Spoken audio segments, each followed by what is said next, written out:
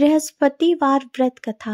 प्राचीन समय की बात है। भारतवर्ष में एक राजा राज्य करता था। वह बड़ा प्रतापी और दानी था। वह नित्य गरीबों और ब्राह्मणों की सहायता करता था। वह प्रतिदिन मंदिर में भगवान दर्शन करने जाता था, परंतु यह बात उसकी रानी को अच्छी नहीं लगती थी।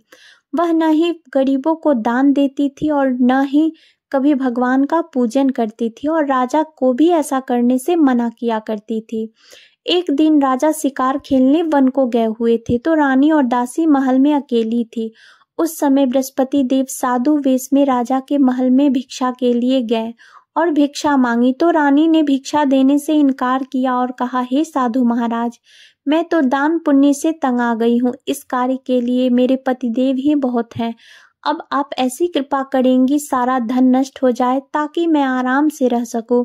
साधु ने कहा, हे देवी, तुम तो बड़ी अजीब हो। धन संतान से कोई दुखी नहीं होता, इसको तो सभी चाहते हैं। पापी भी पुत्र और धन की इच्छा करता है। यदि तुम्हारे पास धन अधिक है तो भूखे मनुष्यों को भोजन कराओ, प्याव लगवाओ, ब्राह्मणों को दान दो, कुआं, तालाब, बावड़ी, बाग, बगीचे आदि का निर्माण कराओ, मंदिर, पाठशाला बनवाकर दान दो, निर्धनों की कुंवारी कन्याओं का विवाह करवाओ, साथ ही यज्ञ आदि कर्म करो, अपने धन को शुभ कार्यों में खर्च करो। ऐसे करने से तुम्हारा नाम परलोक में सार्थक होगा एवं स्वर्ग की प्राप्ति होगी। परंतु रानी पर साधु के उपदेश का कोई असर न पड़ा।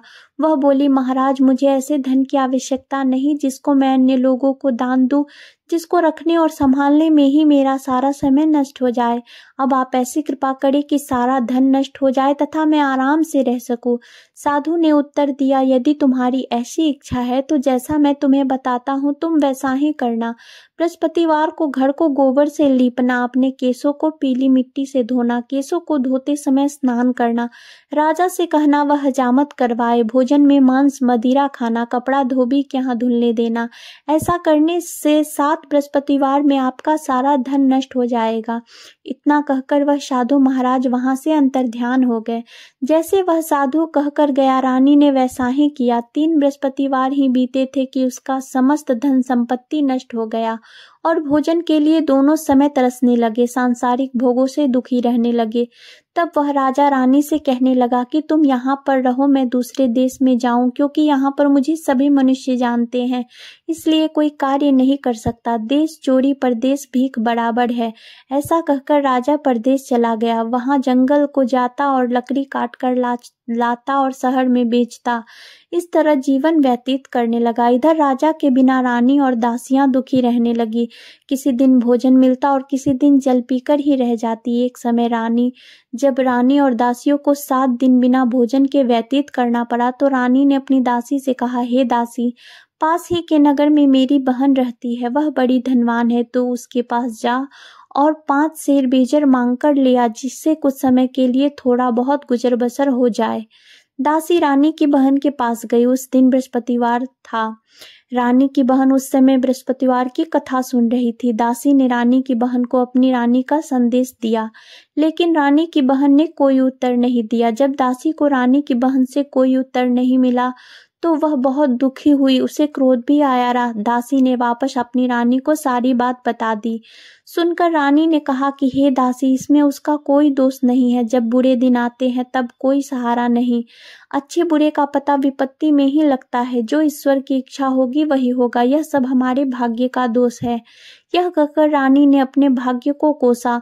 उधर रानी की बहन ने सोचा कि मेरी बहन की दासी आई थी, परंतु मैं उससे नहीं बोली, इससे वह बहुत दुखी हुई होगी। अतः कथा सुन और विष्णु भगवान का पूजन समाप्त कर वह अपनी बहन के घर गई और कहने लगी, हे बहन, मैं बृहस्पतिवार का व्रत कर रही थी। तुम्हारी दासी हमारे घर गई थी, परंतु जब तक कथा होती है तब तक न उठते हैं और न बोलते हैं, इसलिए मैं नहीं बोली। कहो दासी क्यों गई थी? रानी बोली, बहन, हमारे घर अनाज नहीं था। ऐसा कहते कहते रानी की आंखें भर आई। उसने दासियों समेत 7 दिन तक भूखा रहने की बात भी अपनी बहन को बता दी।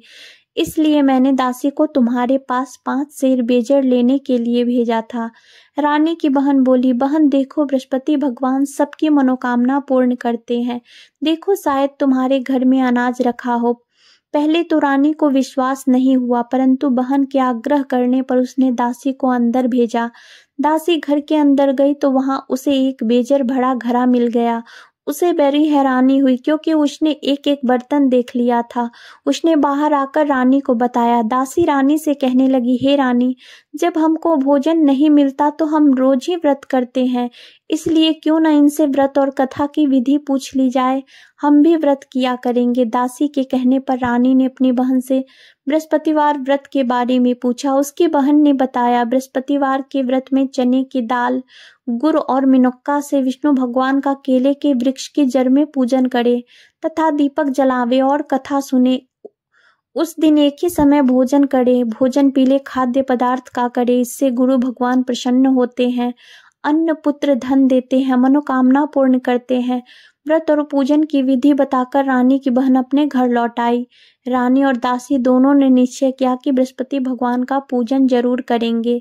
7 रोज बाद जब बृहस्पतिवार आया तो उन्होंने व्रत रखा। घुड़साल में जाकर चना और गुड़बिल लाई तथा उनकी दाल से केले की जड़ तथा विष्णु भगवान का पूजन किया। अब पीला भोजन कहाँ से आए, दोनों बड़ी दुखी हुई, परंतु उन्होंने व्रत किया था इसलिए बृहस्पति भगवान प्रसन्न थे। एक साधारण व्यक्ति के रूप में 2 थालों में सुंदर पीला भोजन लेकर आए और दासी को देकर बोले, हे दासी, यह भोजन तुम्हारे लिए और तुम्हारी रानी के लिए है, इसे तुम दोनों ग्रहण करना। दासी भोजन पाकर बड़ी प्रसन्न हुई। उसने रानी से कहा, चलो रानी जी भोजन कर लो, परंतु रानी को भोजन के आने के बारे में कुछ भी नहीं मालूम था, इसलिए उसने कहा, जा तू ही भोजन कर, क्योंकि तू ही हमारी व्यर्थ में हंसी उड़ाती है। तब दासी ने कहा, एक व्यक्ति भोजन दे गया है। तब रानी ने कहा, वह व्यक्ति तेरे लिए ही भोजन दे गया है, तू ही भोजन कर। तब दासी ने कहा, वह व्यक्ति हम दोनों को 2 थालों में सुंदर पीला भोजन दे गया है, इसलिए मैं और आप दोनों साथ साथ भोजन करेंगे। यह सुनकर रानी बहुत प्रसन्न हुई तथा दोनों ने गुरु भगवान को नमस्कार कर भोजन प्रारंभ किया। उसके बाद से वे प्रत्येक बृहस्पतिवार को गुरु भगवान का व्रत और पूजन करने लगी। बृहस्पति भगवान की कृपा से उनके पास धन हो गया, परंतु रानी फिर पहले की तरह आलस्य करने लगी। तब दासी बोली, देखो रानी, तुम पहले भी इस प्रकार आलस्य करती थी, तुम्हें धन के रखने में कष्ट होता था, इस कारण सभी धन नष्ट हो गया। अब गुरु भगवान की कृपा से धन मिला है तो फिर तुम्हें आलस्य होता है। बड़ी मुसीबतों के बाद हमने यह धन पाया है, इसलिए हमें दान पुण्य करना चाहिए। अब तुम भूखे मनुष्यों को भोजन कराओ, प्याओ, लगवाओ, ब्राह्मणों को दान दो, कुआं, तालाब, बागड़ी, बगीचा आदि का निर्माण करवाओ, मंदिर, पाठशाला बनवाकर दान दो, निर्धनों की कुंवारी कन्याओं का विवाह करवाओ, साथ ही यज्ञादि कर्म करो। अपने धन को शुभ कर्मों में खर्च करो, जिससे तुम्हारे कुल का यश बढ़े तथा स्वर्ग प्राप्त हो और पितृ प्रसन्न हो। दासी की बात मानकर रानी शुभ कर्म करने लगी, उसका यश फैलने लगा। एक दिन रानी और दासी आपस में विचार करने लगी कि न जाने राजा किस दशा में होंगे, उनकी कोई खोज खबर भी नहीं है। उन्होंने श्रद्धा पूर्वक गुरु भगवान से प्रार्थना की कि राजा जहाँ कहीं भी हो शीघ्र वापस आ जाए। उसी रात्रि को बृहस्पति देव ने राजा को स्वप्न में कहा कि हे राजा, उठ, तेरी रानी तुझको याद करती है, अपने देश को लौट जा। राजा प्रातःकाल उठा और जंगल से लकड़ी काट कर लाने के लिए जंगल की ओर चल पड़ा। जंगल से गुजरते हुए विचार करने लगा कि रानी की गलती से उसे कितने दुख भोगने पड़े। राजपाट छोड़कर जंगल में आकर रहना पड़ा। जंगल से लकड़ी काटकर शहर में बेचकर गुजारा करना पड़ा और अपनी दशा को याद करके व्याकुल होने लगा। उसी समय राजा के पास बृहस्पति देव साधु के वेश में आकर बोले, हे लकड़हारे, तुम इस सुनसान जंगल में किस चिंता में बैठे हो, मुझे बतलाओ। यह सुन राजा के नेत्रों में जल भर आया। साधु की वंदना कर राजा ने अपनी संपूर्ण कहानी सुना दी। महात्मा दयालु होते हैं। वे राजा से बोले, हे राजा, तुम्हारी पत्नी ने बृहस्पति देव के प्रति अपराध किया था, जिसके कारण तुम्हारी यह दशा हुई। अब तुम चिंता मत करो, भगवान तुम्हें पहले से अधिक धन देंगे। देखो, तुम्हारी पत्नी ने बृहस्पतिवार का व्रत प्रारंभ कर दिया है। अब तुम भी बृहस्पतिवार के व्रत में चने की दाल, गुड़ और मुनक्का से विष्णु भगवान का केले के वृक्ष की जड़ में पूजन करो तथा दीपक जलाओ और कथा सुनो। उस दिन एक ही समय भोजन करो। भोजन पीले खाद्य पदार्थ का करो, भगवान तुम्हारी सब मनोकामनाओं को पूर्ण करेंगे। साधु की बात सुनकर राजा बोला, हे प्रभु, लकड़ी बेचकर तो इतना पैसा भई नहीं बचता जिससे भोजन के उपरांत कुछ बचा सकूं। मैंने रात्रि में अपनी रानी को व्याकुल देखा है। मेरे पास कोई साधन नहीं जिससे उसकी समाचार जान सकूं। फिर मैं कौन सी कहानी कहूँ यह भी मुझको मालूम नहीं। साधु ने कहा, हे राजा, मन में बृहस्पति भगवान के पूजन व्रत का निश्चय करो, वे स्वयं तुम्हारे लिए कोई राह बना देंगे।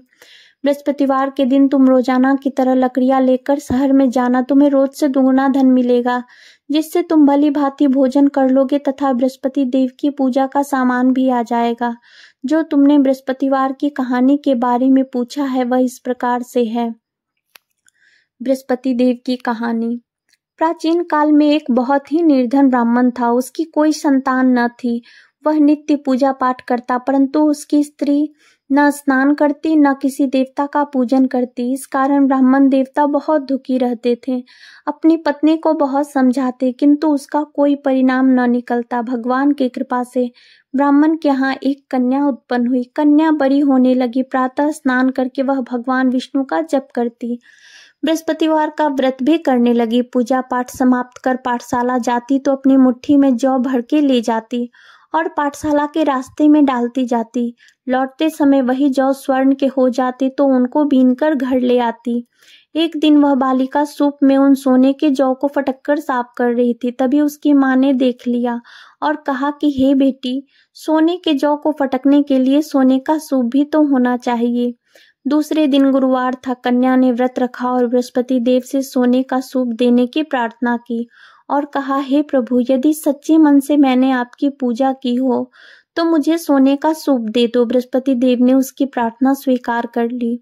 रोजाना की तरह वह कन्या जौ फैलाती हुई पाठशाला चली गई। पाठशाला से लौटकर जब वह जौ बीन रही थी तो बृहस्पति देव की कृपा से उसे सोने का सूप मिला। उसे वह घर ले आई और उससे जौ साफ करने लगी, परंतु उसकी माँ का वही ढंग रहा। एक दिन की बात है, कन्या सोने के सूप में जौ साफ कर रही थी। उस समय उस नगर का राजकुमार वहां से निकला। कन्या के रूप और कार्य को देखकर वह उस पर मोहित हो गया। राजमहल आकर वह भोजन तथा जल त्याग कर उदास होकर लेट गया। राजा को जब राजकुमार द्वारा अन्न जल त्यागने का समाचार ज्ञात हुआ तो अपने मंत्रियों के साथ वह अपने पुत्र के पास गया और पूछा, हे बेटा, तुम्हें किस बात का कष्ट है? किसी ने तुम्हारा अपमान किया है अथवा कोई और कारण है? मुझे बताओ, मैं वही कार्य करूंगा जिससे तुम्हें प्रसन्नता हो। अपने पिता की बातें सुनकर राजा बोला, हे पिताजी, मुझे किसी बात का दुख नहीं है। किसी ने मेरा अपमान नहीं किया है, परंतु मैं उस लड़की के साथ विवाह करना चाहता हूँ जो सोने के सूप में जौ को साफ कर रही थी। राजकुमार ने राजा को उस लड़की के घर का पता भी बता दिया। मंत्री उस लड़की के घर गया। मंत्री ने ब्राह्मण के समक्ष राजा की ओर से निवेदन किया। कुछ ही दिन बाद ब्राह्मण की कन्या का विवाह राजकुमार के साथ संपन्न हो गया। कन्या के घर से जाते ही ब्राह्मण के घर में पहले की भांति गरीबी का निवास हो गया। एक दिन दुखी होकर ब्राह्मण अपनी पुत्री से मिलने गए। बेटी ने पिता की दुखी अवस्था को देखा और अपनी माँ का हाल पूछा। ब्राह्मण ने सभी हाल कह सुनाया। कन्या ने बहुत सा धन देकर अपने पिता को विदा कर दिया, लेकिन कुछ दिन बाद फिर वही हाल हो गया। ब्राह्मण फिर अपनी कन्या के यहाँ गया और सभी हाल कहा तो पुत्री बोली, हे पिताजी, आप माता जी को यहाँ लिवा लाओ, मैं उन्हें विधि बता दूंगी जिससे गरीबी दूर हो जाए। ब्राह्मण देवता अपनी स्त्री को साथ लेकर अपनी पुत्री के पास राजमहल पहुंचे तो पुत्री अपनी माँ को समझाने लगी, हे माँ, तुम प्रातः काल स्नान आदि करके विष्णु भगवान का पूजन करो और बृहस्पतिवार का व्रत करो तो सब दरिद्रता दूर हो जाएगी। परंतु उसकी माँ ने उसकी एक भी बात नहीं मानी। वह प्रातःकाल उठकर अपनी पुत्री की बच्चों का जूठन को खा लेती थी। एक दिन उसकी पुत्री को बहुत गुस्सा आया। उसने अपनी माँ को एक कोठरी में बंद कर दिया। प्रातः उसे स्नानादि करा के पूजा पाठ करवाया तो उसकी माँ की बुद्धि ठीक हो गई। इसके बाद वह नियम से पूजा पाठ करने लगी। प्रत्येक बृहस्पतिवार को व्रत करने लगी। इस व्रत के प्रभाव से मृत्यु के बाद वह स्वर्ग को गई। वह ब्राह्मण भी सुखपूर्वक इस लोक में सुख भोग कर स्वर्ग को प्राप्त हुआ। इस तरह कहानी कहकर साधु बने देवता वहां से लोप हो गए। धीरे धीरे समय व्यतीत होने पर फिर बृहस्पतिवार का दिन आया। राजा जंगल से लकड़ी काटकर शहर में बेचने गया। उसे उस दिन और दिनों से अधिक धन मिला। राजा ने चना गुड़ आदि लाकर बृहस्पतिवार का व्रत किया। उस दिन से उसके सभी क्लेश दूर हुए। परंतु जब अगले गुरुवार का दिन आया तो वह बृहस्पतिवार का व्रत करना भूल गया। इस कारण बृहस्पति भगवान नाराज हो गए। उस दिन उस नगर के राजा ने विशाल यज्ञ का आयोजन किया तथा अपने समस्त राज्य में घोषणा करवा दी कि सभी मेरे यहाँ भोजन करने आवे, किसी के घर चूल्हा न जले।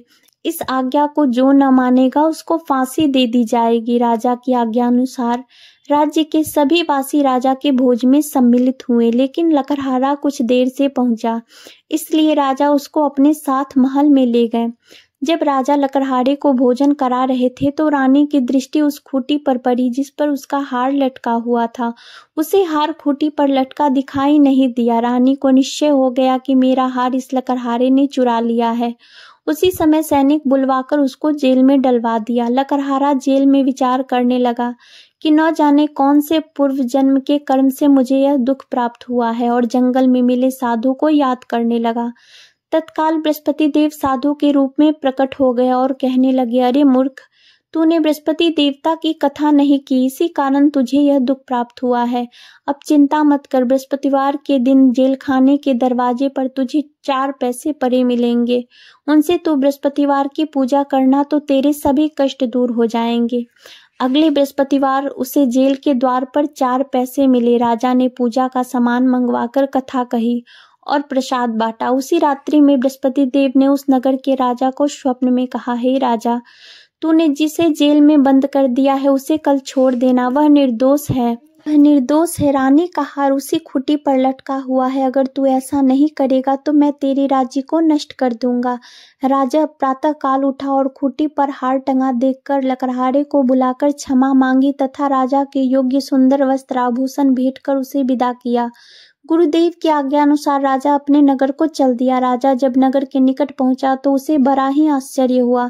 नगर में पहले से अधिक बाग, तालाब, कुएं और बहुत सी धर्मशालाएं, मंदिर आदि बने हुए थे। राजा ने पूछा कि यह किसका बाग और धर्मशाला और मंदिर है। तब नगर के सब लोग कहने लगे कि यह सब रानी और दासी द्वारा बनवाए गए हैं। राजा को आश्चर्य हुआ और गुस्सा भी आया कि उसकी अनुपस्थिति में रानी के पास धन कहाँ से आया। जब रानी ने यह खबर सुनी कि राजा आ रहे हैं तो उसने अपनी दासी से कहा, हे दासी, देख राजा हमको कितनी बुरी हालत में छोड़ गए थे। वह हमारी ऐसी हालत देखकर लौट न जाए, इसलिए तू दरवाजे पर खड़ी हो जा। रानी की आज्ञा अनुसार दासी दरवाजे पर खड़ी हो गई और जब राजा आए तो उन्हें अपने साथ महल में लिवा लाई। तब राजा ने क्रोध करके अपनी तलवार निकाली और पूछने लगा, बताओ यह धन तुम्हें कैसे प्राप्त हुआ है। तब रानी ने सारी कथा सुनाई कि यह सब धन हमें बृहस्पति देव के व्रत के प्रभाव से प्राप्त हुआ है। राजा ने निश्चय किया कि मैं रोजाना दिन में 3 बार कहानी कहा करूंगा और रोज ही व्रत किया करूंगा। अब हर समय राजा के दुपट्टे में चने की दाल बंधी रहती तथा दिन में 3 बार कथा कहता। एक रोज राजा ने विचार किया कि चलो अपनी बहन के यहाँ से हो आऊं। इस तरह का निश्चय कर राजा घोड़ी पर सवार हो अपनी बहन के यहाँ चल दिया। मार्ग में उसने देखा कि कुछ आदमी एक मुर्दे लिए जा रहे हैं। उन्हें रोककर राजा कहने लगा, अरे भाइयों, मेरी बृहस्पतिवार की कथा सुन लो। वे बोले, लो, हमारा तो आदमी मर गया है, इसको अपनी कथा की पड़ी है। परंतु कुछ आदमी बोले, अच्छा कहो, हम तुम्हारी कथा भी सुनेंगे। राजा ने दाल निकाली और कथा कहनी शुरू कर दी। जब कथा आधी हुई तो मुर्दा हिलने लगा और जब कथा समाप्त हुई तो राम राम करके वह मुर्दा खड़ा हो गया। राजा आगे बढ़ा, उसे चलते चलते शाम हो गई। आगे मार्ग में उसे एक किसान खेत में हल चलाता मिला। राजा ने उससे बृहस्पतिवार का व्रत सुनने को कहा कि जब तक मैं तेरी कथा सुनूंगा तब तक 4 हरैया खेत जोत लूंगा। जा अपनी कथा किसी और को सुनाना। राजा आगे चल पड़ा। राजा के हटते ही बैल पछाड़ खाकर गिर गए तथा किसान के पेट में बहुत जोर से दर्द होने लगा। उसी समय किसान की माँ रोटी लेकर आई। उसने जब देखा तो अपने पुत्र से सब हाल पूछा। बेटे ने सभी हाल बता दिया। बुढ़िया दौड़ी दौड़ी उस घुड़सवार के पास पहुंची और उससे बोली, मैं तेरी कथा सुनूंगी, तू अपनी कथा मेरे खेत पर ही चलकर कहना। राजा ने लौटकर बुढ़िया के खेत पर जाकर कथा कही, जिसको सुनते ही बैल खड़े हो गए तथा किसान के पेट का दर्द भी बंद हो गया। राजा अपनी बहन के घर पहुंच गया। बहन ने भाई की खूब मेहमानी की। दूसरे रोज प्रातः राजा जगा तो वह देखने लगा कि सब लोग भोजन कर रहे हैं। राजा ने अपनी बहन से पूछा, ऐसा कोई मनुष्य है जिसने भोजन नहीं किया हो जो मेरी बृहस्पतिवार की कथा सुन ले। बहन बोली, हे भैया, यह देश ऐसा ही है। यहाँ लोग पहले भोजन करते हैं, बाद में कोई अन्य कार्य करते हैं। अगर कोई पड़ोस में हो तो मैं देखाती हूँ। ऐसा कहकर वह देखने चली गई, परंतु उसे ऐसा कोई व्यक्ति नहीं मिला जिसने भोजन न किया हो। फिर वह एक कुम्हार के घर गई जिसका लड़का बीमार था। उसे मालूम हुआ उसके यहाँ 3 दिन से किसी ने भोजन नहीं किया है। रानी ने अपने भाई की कथा सुनने के लिए कुम्हार से कहा तो वह तैयार हो गया। राजा ने जाकर बृहस्पतिवार की कथा कही, जिसको सुनकर उसका लड़का ठीक हो गया। अब तो राजा की प्रशंसा होने लगी। एक दिन राजा ने अपनी बहन से कहा, हे बहन, मैं अब अपने घर जाऊंगा, तुम भी तैयार हो जाओ। राजा की बहन ने अपनी सास से अपने भाई के साथ जाने की आज्ञा मांगी। सास बोली, हाँ चली जा, मगर अपने लड़कों को मत ले जाना, क्योंकि तेरे भाई को कोई संतान नहीं होती है। बहन ने अपने भाई से कहा, हे भैया, मैं तो चलूंगी, मगर कोई बालक नहीं जाएगा। राजा बोला, जब कोई बालक नहीं जाएगा तब तुम ही जाकर क्या करोगी। अपनी बहन को भी छोड़कर दुखी मन से राजा अपने नगर को लौट आया। राजा ने अपनी रानी से सारी कथा बताई कि हम निसंतान है, इसलिए कोई हमारे घर आना पसंद नहीं करता है, और बिना भोजन किए वह सैया पर लेट गया। रानी बोली, बृहस्पति देव ने हमें सब कुछ दिया है, वे हमें संतान भी अवश्य देंगे। उसी रात बृहस्पति देव ने राजा को स्वप्न में कहा, हे राजा, उठ, सभी सोच त्याग दे, तेरी रानी गर्भवती है। राजा को यह जानकर बड़ी खुशी हुई। 9वें महीने रानी के गर्भ से एक सुंदर पुत्र पैदा हुआ। तब राजा बोला, हे रानी, स्त्री बिना भोजन के रह सकती है, परंतु बिना कहे नहीं रह सकती। जब मेरी बहन आए तो तुम मुझसे कुछ मत कहना। रानी ने हाँ कह दी। जब राजा की बहन ने यह शुभ समाचार सुना तो वह बहुत खुश हुई तथा बधाई लेकर अपने भाई के यहाँ आई। रानी ने तब उससे कहा, घोड़ा चढ़कर तो आई नहीं, गधा चढ़ी आई। तो राजा की बहन बोली, भाई, मैं इस प्रकार न कहती तो तुम्हारे घर औलाद कैसे होती।